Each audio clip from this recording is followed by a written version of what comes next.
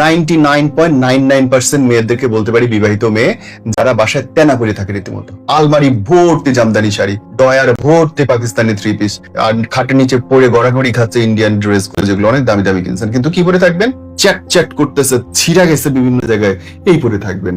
বুয়ারাও এরকম ড্রেসে থাকে না। আপনার হাজবেন্ড যখন বাইরে থেকে কাজ করে ফিরতেছে, 10টা কর্পোরেট লেডির সাথে দেখা হচ্ছে, 10টা খুব সুন্দর করে রেডি হয়ে মেকআপ করা মানুষের সঙ্গে তার উঠবস করা হচ্ছে, ঘরে ঢুকে দেখলো একটা তেনা ভরা কাজের বেড়ি।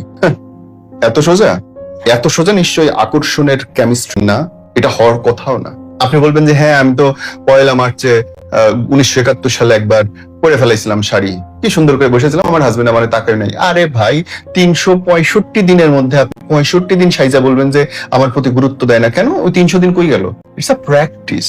প্রত্যেকটা দিন আপনি একটু করে তার জন্য রেডি হন। আসতেছে, আপনি জানেন যে 9টার সময় ঘরে ঢুকবে, আপনি 8:45 থেকে মা হওয়া বাদ দিন, বউ হয়ে যান, গার্লফ্রেন্ড হয়ে যান, তার জন্য রেডি হন। সে তো বাসায় কিছু এসে পেতে হবে।